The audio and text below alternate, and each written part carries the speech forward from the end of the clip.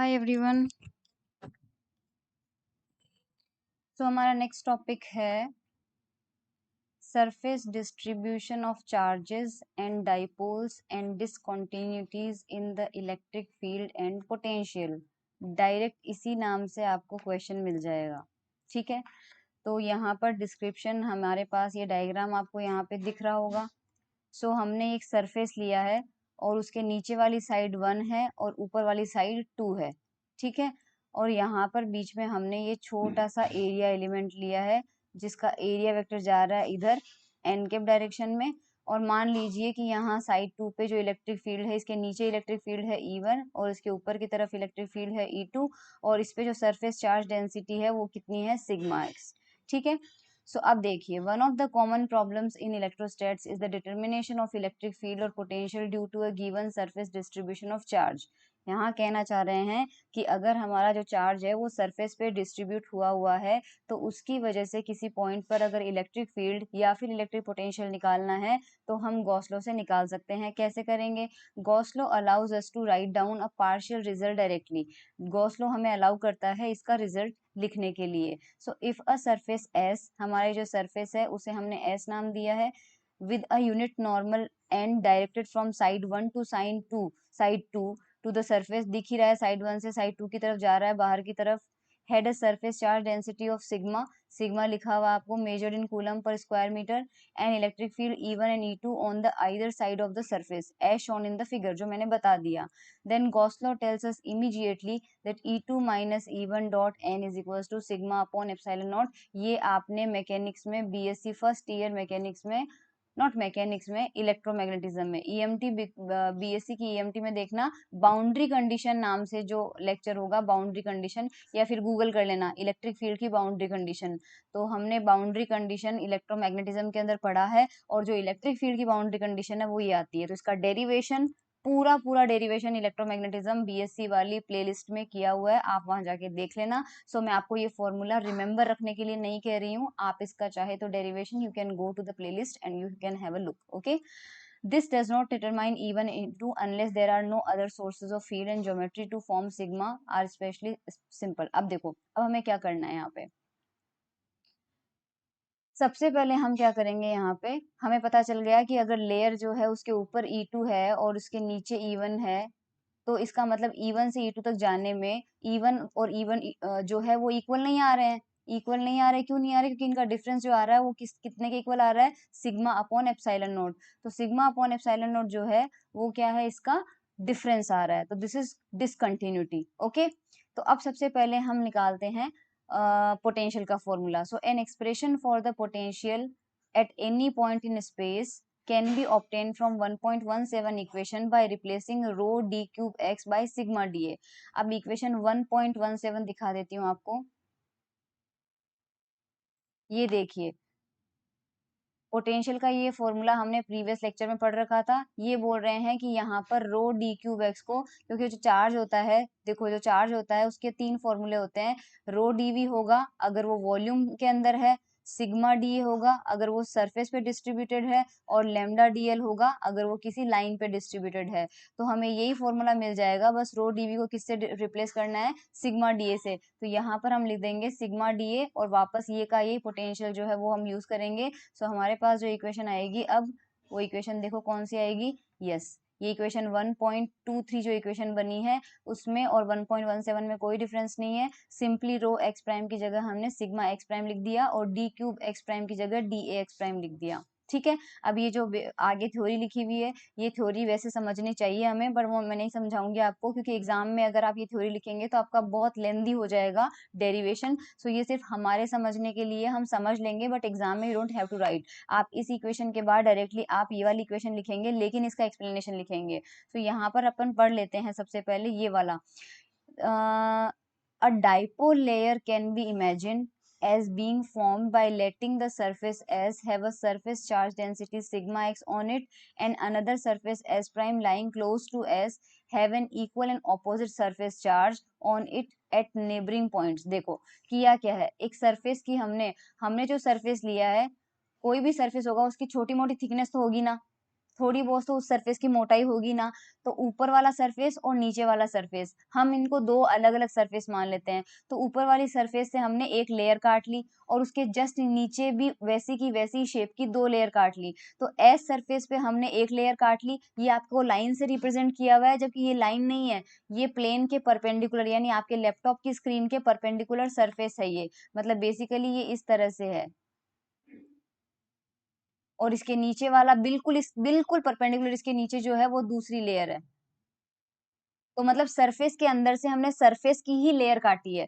तो ऊपर वाला जो सरफेस था एस, वहां से हमने लेयर काट ली एस, और बिल्कुल नीचे उसी शेप की लेयर हमने काट ली एस प्राइम। उसके बाद हमने एक छोटा सा एरिया एलिमेंट लिया एस पे, ये हमने एरिया एलिमेंट लिया यहाँ पे, और बिल्कुल उसके नीचे भी हमने एरिया एलिमेंट लिया है, वो एस प्राइम पे है। तो एस पे और एस प्राइम पे हमने दो एरिया एलिमेंट लिए इस तरह से। उनके बीच में थोड़ी सी डिस्टेंस होगी, और वो डिस्टेंस कितनी होगी, वो उतनी डिस्टेंस होगी जितनी की दोनों सरफेस के बीच की थिकनेस है।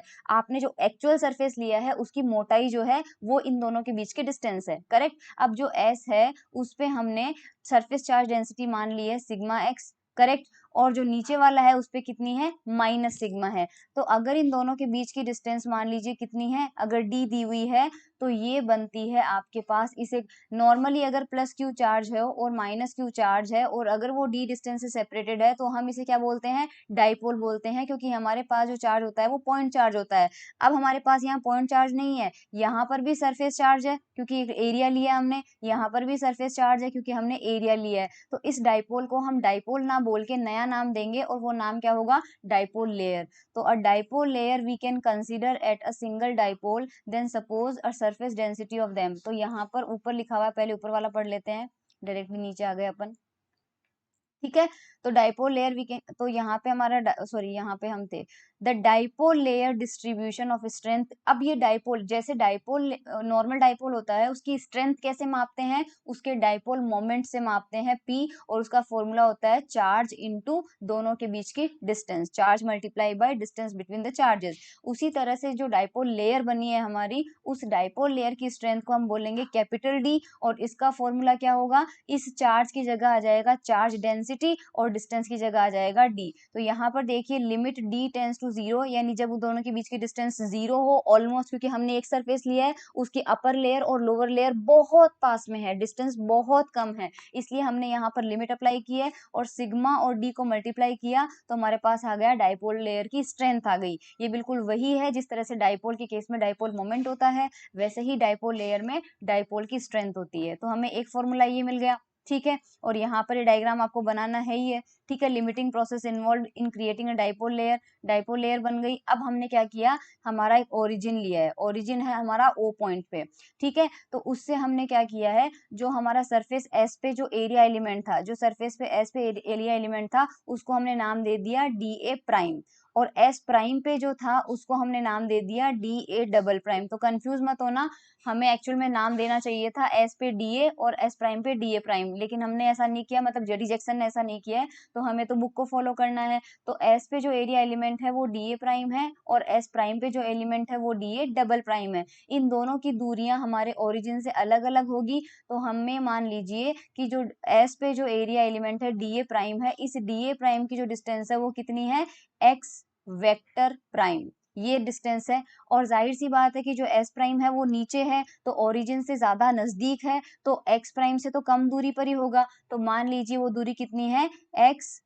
Prime minus N D. N जो है वो डायरेक्शन है, डी उसका मैग्नीट्यूड है, और इतने में है। क्यों ये x माइनस एन डी क्यों लिया, क्योंकि दोनों डी ए एलिमेंट के जो बीच की दूरी है वो डी ए। तो एक ट्राइंगल बन रहा है आपके पास, मैं ट्राइंगल बना देती हूँ, इस तरह से ट्राइंगल बन रहा है। ये दूरी आपके पास दी हुई है डी, ये दूरी दी हुई है आपके पास एक्स प्राइम, और आपको ये निकालनी है, और इसका ओरिजिन है, तो यहाँ पे वेक्टर इधर होगा, यहाँ पे वेक्टर इधर होगा, तो आप इन दोनों के बीच की डिस्टेंस निकाल लीजिए। तो आपके पास यहाँ पे x है और यहाँ पे d है, तो ये जो डिस्टेंस आएगी वो वेक्टर ट्राइंगल लॉ से आप निकालेंगे तो x माइनस डी आएगी, और d की जो डायरेक्शन है वो हमारे पास कौन सी है, एरिया की बिल्कुल परपेंडिकुलर है, इसलिए इसके साथ में डायरेक्शन लगा देंगे n कैप। तो ये डिस्टेंस हमारे पास हो जाएगी x minus N D X prime. Okay, ये हमें समझ में आ गया।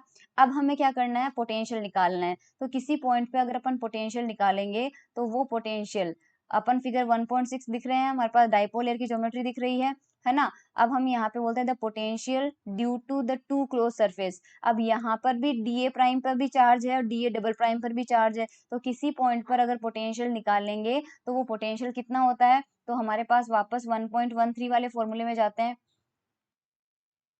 ये वाला फॉर्मूला याद रखना, तो ये वाला फॉर्मूला याद रखेंगे, ये डीए प्राइम की वजह से तो आ गया, इसी में एक टर्म और ऐड कर देंगे 1/4πε0, और यहाँ पे आ जाएगा सिग्मा एक्स और prime area D A double prime आ जाएगा डिवाइडेड बाय, देखो यहाँ डिस्टेंस कितनी थी, x माइनस एक्स प्राइम थी, अब हमारे पास डिस्टेंस कितनी हो जाएगी, पहले वाले के लिए तो x माइनस एक्स प्राइम लिए और दूसरे वाले एरिया के लिए डिस्टेंस कितनी लेनी पड़ेगी आपको, x माइनस एन डी लेनी पड़ेगी। तो यहाँ पे हो जाएगा, देखो यहाँ पर तो ले लिया अपन ने x माइनस एक्स प्राइम, अब लेना पड़ेगा x minus X prime minus N D लेना पड़ेगा, करेक्ट, क्योंकि ये डिस्टेंस तो x प्राइम पे थी, डीए प्राइम तो और डीए डबल प्राइम इस डिस्टेंस पे था, तो x माइनस एन डी आ जाएगा, इस ब्रैकेट को ओपन करोगे तो माइनस का x प्राइम और प्लस का एन डी हो जाएगा, जो कि यहाँ पर लिखा हुआ है, और सिग्मा उतना का उतना ही है, और यहाँ पर डीए डबल प्राइम है, सिग्मा का मैग्नीट्यूड सेम है लेकिन चार्ज का नेचर ऑपोजिट है, तो जब डीए प्राइम लिया है तो सिग्मा पॉजिटिव चार्ज में था, नीचे वाले सरफेस पे वो नेगेटिव है, इसलिए बीच में माइनस आया है। आई होप ये वाला फॉर्मूला आपको क्लियर हो चुका है यहाँ पे, ठीक है। अब हम क्या करेंगे, देखो अब आपको थोड़ा सा कंफ्यूजन होगा, वो कंफ्यूजन मैं क्लियर कर दूंगी, डोंट वरी। हमारे पास Taylor series, we write a Taylor series expansion in 3 dimension, हम एक टेलर सीरीज लिखते हैं जो कि इस तरह से आती है, कब आती है, जब a जो है वो x से बहुत कम है। अब ये फॉर्मूला कहाँ से आया, टेलर सीरीज ऐसी कहाँ से आई, तो इसका डेरिवेशन मैं आपको बताती हूँ दूसरे पेज में। तो उसको देखो सॉल्व करने के लिए हमारे पास लेके चलते हैं इसको, 1 + x 1/mod of 1 x vector plus A vector, हमें पता है mod of A vector plus B vector को ओपन करते हैं तो क्या लिखते हैं, magnitude root of A square plus B square plus 2ab cos theta या फिर 2a.b, तो a डॉट बी लिख दिया हमने, ये मिल गया। इसके बाद हमने यहाँ से x कॉमन ले लिया, x कॉमन ले लिया तो 1 + a² / x² आ जाएगा, और यहाँ भी x² से डिवाइड करना है अपन को। उसके बाद देखो a वेक्टर जो है वो x से बहुत कम है, तो x बहुत ज्यादा हो गया, अगर x बहुत ज्यादा है तो x² तो और ज्यादा हो जाएगा, इसलिए x² यानी बीच वाली टर्म को जो है हमने क्या मान लिया, 0 मान लिया, तो हमारे पास 2 टर्म बच गई, यहाँ पे 2 टर्म बच गई, तो हमने सिर्फ 2 टर्म यहाँ पे ले ली, करेक्ट, हमारे पास 2 टर्म बच गई। अब इस रूट वाले पार्ट को ऊपर लेके जाएंगे तो इसकी पावर -½ हो जाएगी, तो इसकी पावर -½ यहाँ पे हो गई, करेक्ट। अब क्योंकि a is very very less than x, इसलिए यहाँ पे जो सेकंड टर्म है वो 1 के कंपैरिजन में बहुत छोटा हो जाएगा, तो हम यहाँ क्या लगाएंगे, बाइनोमियल एक्सपांशन लगाएंगे। बाइनोमियल एक्सपांशन में हमारे पास 1 + x की पावर n जो होता है उसके 2 टर्म शुरू के क्या होते हैं, 1 + nx, तो 1/x तो हमारा एज इट इज आ जाएगा, और 1 यहाँ एज इट इज है, प्लस n की वैल्यू कितनी है, -1/2, तो n हो जाएगा, और x हमारे पास एज इट इज आ जाएगा, ठीक है, इतना हमने लिख लिया है। उसके बाद हम यहाँ क्या करेंगे, 1/x, इस 2 से ये 2 कैंसिल आउट हो जाएगा, और हमारे पास है 1 - a.x/x²। अब देखो जब अपने पास x वेक्टर डॉट x² होता है, तो अगर मैं निकालूं del dot 1/x, del 1/x की वैल्यू कितनी आएगी, -1/x² आएगी। इस x को एक बार अंदर ले लेते हैं, इस x को एक बार अंदर ले लेते हैं, तो ये हो जाएगा 1/x -a.x/x³ अंदर ले लेते हैं। अब देखो डेल ऑफ 1/x जो होता है वो होता है -1/x², करेक्ट। और अगर हम यहाँ पे क्योंकि ये वेक्टर है तो हमें वेक्टर लिखाना पड़ेगा, तो हमने x कैप लगा दिया, ठीक है, और x कैप को हम क्या लिख सकते हैं, -1/x², x vector upon magnitude of x, तो ऊपर क्या आ जाएगा, माइनस का x वेक्टर, नीचे का कितना आ जाएगा, x³। तो ये देखो यहाँ पे ये x वेक्टर अपॉन x³, इसको अपन क्या लिख सकते हैं, ये माइनस ऑलरेडी लगा हुआ है तो ये माइनस अब हमें नहीं लगाना, माइनस तो लगा हुआ है, तो इसे हम लिख सकते हैं डेल्टा 1/x, ठीक है। तो हमारे पास आ जाएगा 1/x प्लस, हमारे पास कितना आ जाएगा, plus a dot delta 1/x, ये किसकी वैल्यू आई है, 1/x vector plus a vector की, ये देखो, और ये रिजल्ट जो है मैं डायरेक्टली आपको बुक में दिखा देती हूँ, ये रिजल्ट यहाँ पे था, करेक्ट। तो हमें ये रिजल्ट मिल चुका है, nice. In this way we find as D tends to zero the potential becomes, अब जो पोटेंशियल हमारा बनेगा वो पोटेंशियल क्या बनेगा, वो कहाँ पे देखना है अपन को, 1/x+a जो है, इसके बाद भी हमें कुछ करना पड़ेगा है ना, होल्ड करना भी। अब हमारा एक्चुअल पोटेंशियल कितना था, एक्चुअल पोटेंशियल जो हमारा था वो कितना था, यस, ये अरे हाँ ये वाला था, सॉरी ये वाला था। इस एक्सप्रेशन को वापस लिखते हैं अपन, इस एक्सप्रेशन को वापस लिखते हैं, मैं लिख देती हूँ एक बार। देखो वो जो लिखा हुआ था यहाँ पे, ये वाला जो एक्सप्रेशन है ना, इसको एज इट इज मैंने लिख लिया है यहाँ पे, क्योंकि हमें हमारा टर्म यूज करना है। हमारे पास जो टर्म आया था, अब यहाँ पे कहाँ पे अप्लाई करेंगे, जो हमने अभी अभी निकाला है, हमने अभी अभी जो रिजल्ट निकाला था वो रिजल्ट ये था, 1/x+a is equals to 1/x+a dot del 1/x, ये निकाला था हमने। तो अगर मान लीजिए a को हम लिख देते हैं, a को रिप्लेस कर देते हैं x minus N cap D से, x minus N cap D से, तो हमारे पास यहाँ पे आ जाएगा, तो यहाँ देखिए हमने अभी भी जो रिजल्ट निकाला था वो रिजल्ट ये था, करेक्ट। अब इसमें सपोज हम सब्स्टिट्यूशन करते हैं, मान लीजिए x को रिप्लेस करते हैं अपन, x को रिप्लेस करते हैं किससे, x माइनस एक्स प्राइम से, और a को रिप्लेस करते हैं अपन एन डी से, इसी ऊपर वाले इक्वेशन में। तो सबसे पहले यहाँ x+a है, तो यहाँ पर क्या आएगा, x की जगह तो क्या रखना है, x minus X prime plus का a क्या रखना है अपन को, एन डी, ठीक है। और ये बन गया अपना 1+a, तो अब अपने पास फॉर्मूले में क्या है, 1/x रखना पड़ेगा अपन को सबसे पहले, और x की जगह हमने क्या रख दिया है, x माइनस एक्स प्राइम रख दिया है, तो 1/x की जगह इस बार हमें क्या मिलेगा, इस फॉर्मूले के करस्पॉन्डिंग क्या मिलेगा, 1/x माइनस एक्स प्राइम। फिर यहाँ पे a है, a डॉट करना है, a की जगह हमें क्या मिलेगा, एन डी मिलेगा, फिर डॉट डेल की जगह हमें मिलेगा डेल, और x की जगह हमें मिलेगा वापस x माइनस एक्स प्राइम, ठीक है। तो ये वाला फॉर्मूला जो है, ये वाली जो वैल्यू है वो हम रख सकते हैं, जो हमारा पोटेंशियल मिला था, कौन सा मिला था, ये वाला, इसमें हम कहाँ रख सकते हैं, फर्स्ट टर्म को हम टच नहीं करेंगे, लेकिन सेकंड टर्म में हमारे पास x minus X prime plus N D है, तो यहाँ पर ये वैल्यू रखेंगे। तो मैं वापस यही वैल्यू लिखती हूँ, पहले फर्स्ट वाली वैल्यू एज इट इज लिखती हूँ, और फिर सेकंड वाली वैल्यू लिखती हूँ, ओके।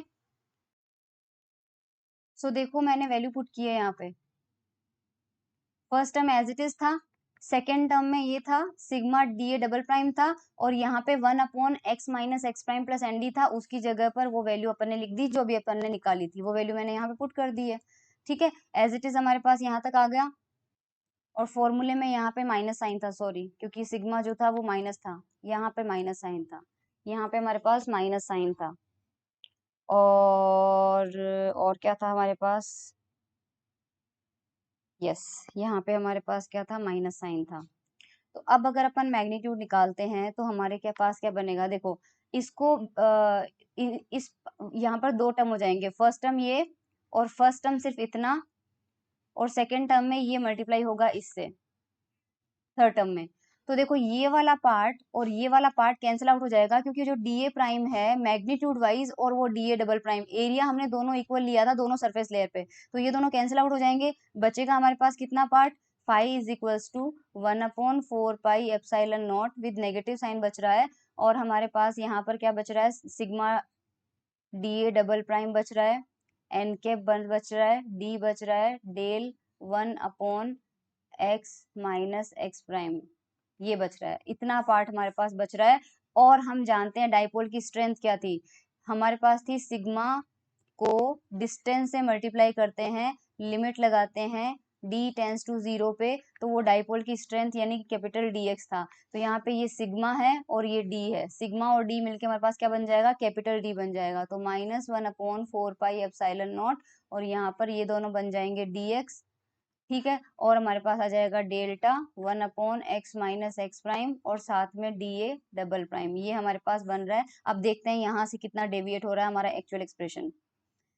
तो यस, हमें सेम टू सेम वही मिला, इक्वेशन ये वाली देखिए, एरिया को हमने डी ए डबल प्राइम नहीं लगा के डी ए प्राइम ले लिया है, क्योंकि मैग्नीट्यूड ही रखना है, मैग्नीट्यूड सेम है डी ए प्राइम का और डी ए डबल प्राइम का। हमें 1/4 पाई एप्सिलॉन मिला है, हमें डी मिला है, साथ में हमें एन कैप मिला है, डॉट डेल मिला है, और साथ में हमारे पास ये आ गया, करेक्ट। तो हमारे पास इक्वेशन 1.24 तक का, इसीलिए मैंने कहा था कि जेडी जैक्सन जो है वो बहुत डिफिकल्ट है, क्योंकि एक एक इक्वेशन का डेरिवेशन यहाँ पे बहुत लेंदी होता है। एनीवेज, हम 1.24 में पहुंच चुके हैं। अब हम क्या करेंगे, in passing we note that the integrand in equation 1 इसमें जो इंटीग्रैंड है, इंटीग्रैंड मतलब इंटीग्रल साइन के अंदर का जो पोर्शन है, it is the potential of a point dipole with dipole moment P n dot D A, the potential at x caused by dipole P at x prime is। देखो ये कहना चाह रहा है कि अगर अगर हम एक डाइपोल मानते और उस डाइपोल का डाइपोल मोमेंट P की जगह, जैसे जब P होता है तो हमें पता है फॉर्मूला क्या होता है, KP cos theta upon R square होता है, राइट। या फिर क्या लिखते हैं, KP dot R upon R cube. ये डाइपोल मोमेंट की वजह से पोटेंशियल का फॉर्मूला होता है। तो यहाँ पर ये कह रहे हैं कि अगर 1.24 इक्वेशन में एन डी और डी ए प्राइम इसको मिला के एक डाइपोल मोमेंट मान ले पी, तो ये वाला फॉर्मूला जो है ये क्या बन जाता है, के 1/4 पाई एप्सिलॉन नॉट की जगह के रखा है, और हमारे पास यहाँ पे डी भी आ गया, एन भी आ गया और डी ए भी आ गया, तो वो सारा मिलके बन जाएगा के पी। करेक्ट, के पी बन जाएगा। और नीचे हमारे पास आ जाएगा आर।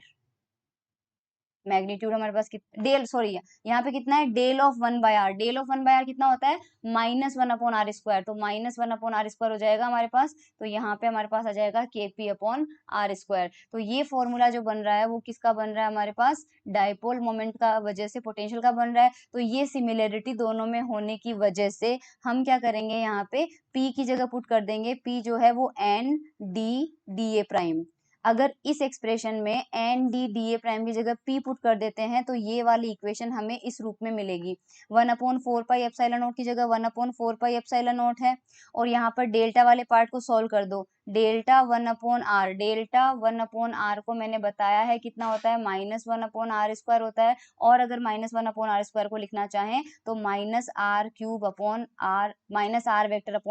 भी लिखा जा सकता है। इफ यू रिमेम्बर हमारे पास फॉर्मूला माइनस में ही आया था, लेकिन एक माइनस में जो हमारे जब डेरिवेशन मैंने बोर्ड पे करके दिखाया था तो माइनस आ रहा था जो इन्होंने नहीं लिखा था, पर वो माइनस और ये वाला माइनस मिलके हमारे पास क्या हो जाएगा, प्लस हो जाएगा, और प्लस में हमारे पास ये वाला फॉर्मूला आ जाएगा। तो के इज इट इज है, ठीक है। और हमें माइनस का r³ अपॉन r मिल जाएगा, तो ये रहा r/r³ मिल जाएगा, और ये रहा k। तो क्या क्या मिल रहा है, के पी डॉट r/r³। यहाँ हमने पूरा फॉर्मूला लगाया डाइपोल की वजह से, क्योंकि हमने मान लिया है एन डी डॉट ए जो है वो डाइपोल मोमेंट को रिप्रेजेंट कर रहा है, ठीक है। ये इक्वेशन 1.25 हो गई, ये हमारा डाइपोल स्ट्रेंथ की वजह से पोटेंशियल का फॉर्मूला है, ठीक है। इसके बाद आपको सिंपल पता है डी ओमेगा, सॉलिड एंगल का फॉर्मूला होता है D A cos theta upon r² होता है। तो यहाँ पे अगर r की जगह हम क्या ले रहे हैं, r की जगह हम ले रहे हैं x minus X prime, vector तो यही है। तो यहाँ पे अगर माइनस लगा दोगे और D A cos theta upon r² है तो वो क्या बन जाएगा, माइनस का डी ओमेगा बन जाएगा, ठीक है। Where D omega is the element of solid angle, ठीक है। और डी ए हमारा जो बन रहा है, मतलब ये डायग्राम बन रहा है, ये जो डी ए वेक्टर है, ये जो डी ए वेक्टर है ये हमारे पी पॉइंट पे यहाँ पे कितना एंगल बना रहा है, सॉलिड एंगल डी ओमेगा बना रहा है। और ये डिस्टेंस हमारे पास कितनी दी हुई है, एक्स माइनस एक्स प्राइम, और एन यहाँ पे दिया हुआ है, डी ए प्राइम हमारे पास यहाँ पे दिया हुआ है। तो अब यहाँ पे क्या करेंगे अपन, एनेक्यूट the potential then can be written as, तो पोटेंशियल का फॉर्मूला क्या हो जाएगा लास्ट में, तो लास्ट में 1.25 वाली इक्वेशन देखो, 1.25 वाली इक्वेशन ये रही, 1.25 वाली इक्वेशन ये है। और इसमें हमें क्या करना है, इसमें हमें डी ओमेगा को भी इंसर्ट करना है। तो डी ओमेगा को इसमें कैसे इंसर्ट करेंगे, देखो यहाँ पे ये वाला एक्सप्रेशन ध्यान से देखो, ये वाला एक्सप्रेशन ध्यान से देखो कहाँ पे है, इक्वेशन नंबर 1.24 को देखो, 1.24 में यहाँ से लेकर यहाँ तक का ये वाले एक्सप्रेशन को हमने रीराइट किया है यहाँ पे। ए डॉट बी है, ए डॉट बी है तो ए का मैग्नीट्यूड विच इज 1, ठीक है। और b का मैग्नीट्यूड, b का मैग्नीट्यूड मतलब इसका, तो del of 1/r, del of 1/r कितना होता है, -1/r²। तो ये रहा -1 अपॉन ये रहा r², और साथ में डॉट प्रोडक्ट लगा हुआ है तो cos थीटा आ जाएगा, ठीक है, cos थीटा आ जाएगा। और साथ में डी ए प्राइम है, डी ए प्राइम की जगह एज इट इज आ गया, और ये मैंने अभी भी बताया था माइनस का डी ओमेगा है, तो ये वाला जो एक्सप्रेशन है इस पूरे एक्सप्रेशन की जगह यहाँ पर अपन क्या लिख सकते हैं, माइनस का डी ओमेगा लिख सकते हैं। और ये टर्म जब मिला था तो हमें नेगेटिव साइन के साथ में मिला था, तो हमारे पास यहाँ पे कितना आ जाएगा, यहाँ पर देखो माइनस का 1/4 pi epsilon not D x omega, D omega हमारे पास आ चुका है। तो ये पोटेंशियल हमें डाइपोल लेयर की स्ट्रेंथ की वजह से पोटेंशियल मिलती है। इसके अलावा हमारे पास जो हमने देखा था कि E2 माइनस E1 जो था वो किसके बराबर था, सिग्मा अपॉन एप्सिलॉन नॉट था। उसी तरह से पोटेंशियल में हमारे पास क्या होगा, तो वो यहाँ से पढ़ना पड़ेगा, there is a discontinuity in potential, क्योंकि इलेक्ट्रिक फील्ड में डिसकंटिन्यूटी तो हमने निकाल ली, अब पोटेंशियल में डिसकंटिन्यूटी निकालते हैं तो डबल लेयर जो है उस डबल लेयर के अंदर डिसकंटिन्यूटी आती है। This can be seen by letting the observation point come infinitely close to the double layer, ये छोड़ो। The double layer is now imagine consist of 2 part 1 भी, ये भी छोड़ो। The disc is sufficiently small that it is sensibly flat and constant dipole moment density. हाँ ये देखो, ये बोल रहा है कि मान लीजिए अपने पास डी कांस्टेंट है, अगर डी कांस्टेंट है तो the total potential can be obtained by linear superposition of the potential, है ना। तो हमारे पास बाकी सब चीजें सेम होगी, तो हमारे पास क्या होगा, from 1.26 it is clear that the potential of the disk along has a discontinuity of d upon epsilon naught in crossing from the inner to outer surface being minus d by 2 epsilon naught on the inner side and plus d by 2 epsilon naught on the outer side। क्यों कह रहा है, क्यों कह रहा है, देखो अगर डी कांस्टेंट हो जाए, अगर डी कांस्टेंट हो जाए तो इस डी को इंटीग्रेशन से बाहर ले लो, तो बाहर ले लोगे तो -1/4 पाई एप्सिलॉन नॉट, और डी बाहर आ गया, डी बाहर आ गया, इंटीग्रेशन लग गया डी ओमेगा पे। डी ओमेगा का इंटीग्रेशन अगर पूरे सरफेस पे लो तो वैल्यू कितनी आती है, 4 पाई आती है, इसकी मैक्सिमम वैल्यू कितनी होती है 4 पाई, तो 4 पाई से 4 पाई कैंसिल आउट हो जाएगा और डिसकंटिन्यूटी कितनी आ जाएगी, डी बाई एप्सिलॉन नॉट। इसका मतलब है φ2 माइनस φ1 जो है, मतलब अगर φ1 माइनस φ2 करोगे तो माइनस का डी एप्सिलॉन नॉट हो जाएगा, और अगर φ2 माइनस φ1 करोगे तो डी अपॉन एप्सिलॉन नॉट हो जाएगा। तो इसी इक्वेशन से डायरेक्टली ये इक्वेशन एग्जाम में आपको लिखनी है, बीच वाला पार्ट आप लिखो चाहे नहीं लिखो कोई जरूरी नहीं है। तो डिसकंटिन्यूटी अगर डी अपॉन एप्सिलॉन नॉट आनी है तो वो तभी पॉसिबल हो सकती है जब लेयर के एक साइड में minus D by 2 epsilon not हो और एक साइड में माइनस डी प्लस का डी अपॉन 2 एप्सिलॉन नॉट हो, तभी ये कंडीशन में ये ऐड हो सकते हैं D upon 2 epsilon naught minus of minus D upon 2 epsilon naught, तो कितना हो जाएगा, D upon epsilon naught. I hope it is very very much clear to you now. That's it, ये है पाइथन एंड लाप्लास इक्वेशन जो कि हम करेंगे नेक्स्ट लेक्चर में। इस टॉपिक के अंदर बहुत कॉम्प्लेक्सिटी थी, I understand, I agree, but फिर भी मैं कहूंगी जेडी जैक्सन को मत छोड़िए। Once you have understood this book, this is the most beautiful book for electrodynamics, classical electrodynamics. मतलब इसके मैच में एक और बुक है Griffith, that's it. Okay, so bye bye everyone.